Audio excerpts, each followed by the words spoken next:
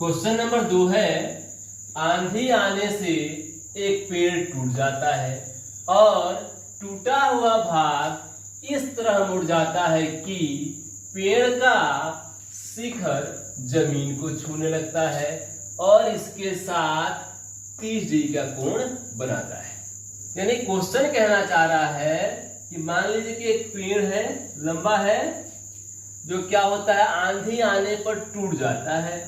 और जैसे मान लीजिए कि यहां से टूट जाता है और टूट करके क्या होता है कि वह झुक जाता है और झुकता है तो इसका शिखर जो है वह जमीन को छूने लगता है और जमीन को इस प्रकार से छूता है कि जमीन के साथ 30 डिग्री का कोण बनाता है।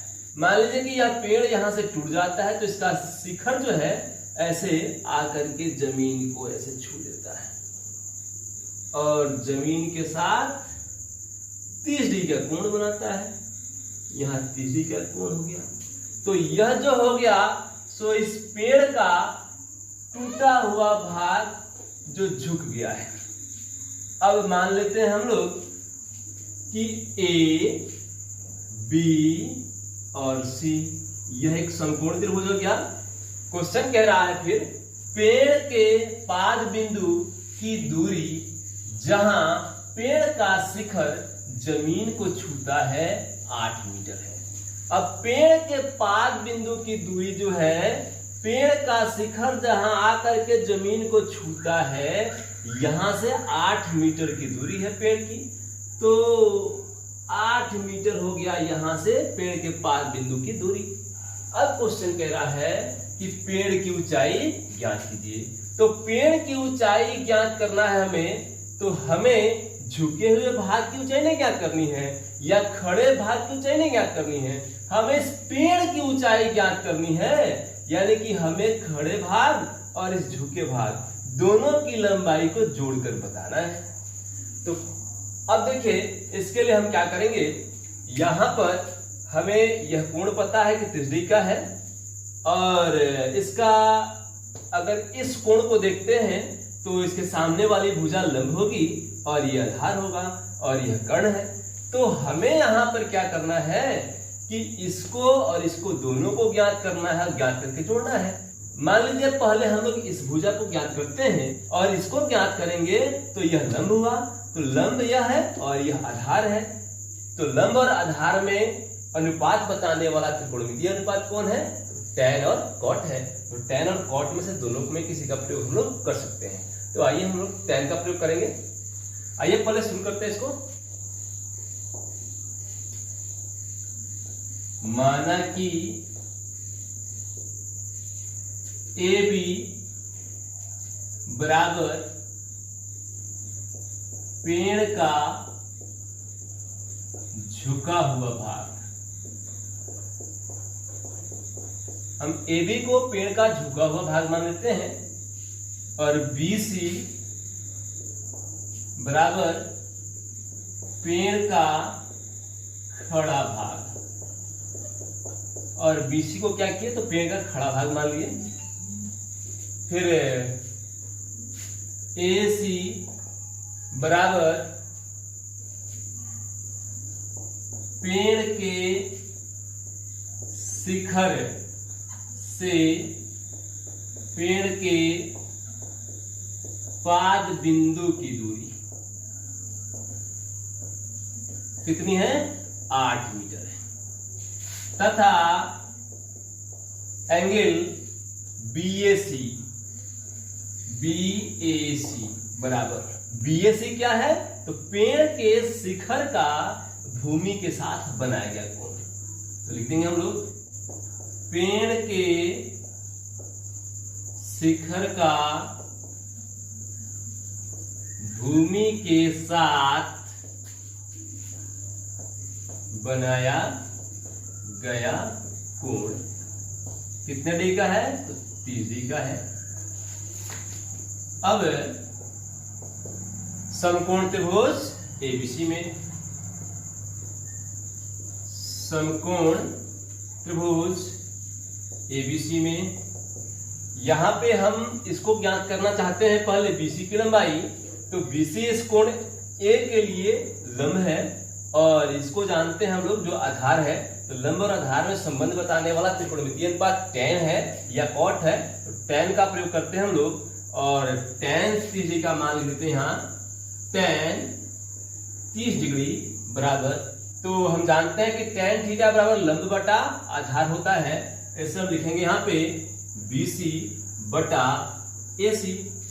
अब tan 30 डिग्री का मान जो होता है 1/√3 होता है और BC का मान हमको पता नहीं है और AC का मान जानते हैं कि AC क्या है, तो 8 है, तो 8 को इधर भेज देंगे तो आकर के 1/√3 के साथ गुना में हो जाएगा, तो 1/√3 गुने 8 बराबर क्या बचा BC। इसलिए BC बराबर 8 को और 1/√3 को गुना करेंगे, 8 का 1 के साथ गुना हो जाएगा, 8 एकम 8/√3, 8/√3 मीटर हो जाएगा। यानी कि इस खड़े भाग की लंबाई हम लोग ज्ञात कर लिए, क्या आया 8/√3 मीटर। अब देखिए यहां हम BC जान चुके हैं, AC जान चुके हैं, तो हम पाइथागोरस प्रमेय का भी उपयोग करके AB की लंबाई को ज्ञात कर सकते हैं, या लंब और कण के सहायता से भी AB को ज्ञात कर सकते हैं, या आधार और कण के सहायता से भी AB को ज्ञात कर सकते हैं। अब यह हमारे हाथ में है, तो आइए हम पाइथागोरस प्रमेय का उपयोग नहीं कर रहे हैं। यहाँ पे क्या करते हैं कि लंब और कण का सहयोग लेते हैं। तो लंब और कण का अनुपात बताने वाला त्रिकोणमितीय अनुपात कौन है, तो साइन है और कोसेक है। तो आइए साइन को ले लेते हैं, फिर अब साइन 30 डिग्री बराबर, तो हम जानते हैं कि साइन थीटा बराबर लंब बटा कण होता है, तो इसके लिए लंब जो है सो BC है और कण जो है सो AB है।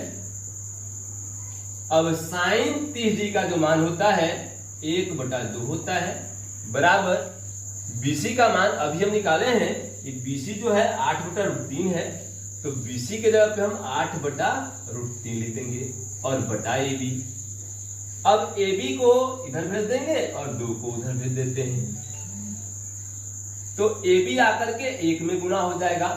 1 के साथ अगर AB को गुना करेंगे तो उसके मान में कोई फर्क नहीं आएगा, AB का AB ही रह जाएगा बराबर। अब 8/√3 में 2 से गुना कर देते हैं, 8/√3 और गुने 2 बटा में है अर्थात भाग में है, उधर जाएगा तो गुना में हो जाएगा। इसलिए AB बराबर 8 दूनी 16/√3 हो गया, तो 16/√3 मीटर हो गया।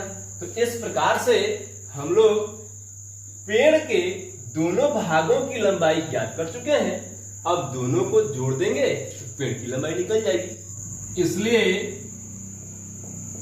पेड़ की ऊंचाई बराबर, अब AB को और BC को दोनों को जोड़ देंगे, AB प्लस BC, क्योंकि AB जो है सो झुका हुआ भाग है और BC जो है सो खड़ा भाग है। तो AB की लंबाई हम लोग ज्ञात किए हैं 16/√3 मीटर और BC की लंबाई निकाले हैं 8/√3, 8/√3। दोनों का हर समान है, इसलिए इनका लसा भी समान ही रहेगा अर्थात √3 हो जाएगा और अंश भी समान ही रहेगा, 16 + 8 ही होगा, जोड़ देंगे तो 24/√3 हो जाएगा। अब इसके हर का परिमेयकरण कर देते हैं हम लोग, तो इसके हर का परिमेयकरण करने के लिए √3 से ही दोनों में गुना करना पड़ेगा, अर्थात अंश और हर में √3 से ही गुना करना पड़ेगा। तो गुना कर लेते हैं हम लोग, तो यह 24 में √3 से गुना करेंगे तो 24√3 और बटा √3 में √3 से गुना करेंगे तो 3 आ जाएगा, क्योंकि √3 में जब √3 से गुना करेंगे तो √9 आएगा और 9 का वर्गमूल निकालेंगे हम लोग तो +3 और -3 दोनों आता है। लेकिन यहाँ पे हमें पेड़ की लंबाई ज्ञात करनी है जो कभी ऋणात्मक हो ही नहीं सकती है, इसलिए हम √9 का मान 3 लिखेंगे, +3 लिखेंगे, तो यहाँ 3 हो जाएगा और 3 से 24 को कटा देंगे, 3/24 बराबर 8√3 मीटर हो गया। यही हमारा आंसर हो गया। तो इस प्रकार से हम लोग पेड़ की ऊंचाई ज्ञात कर लिए हैं, कितना आया है 8√3 मीटर है। और क्वेश्चन नंबर 2 बनकर कंप्लीट।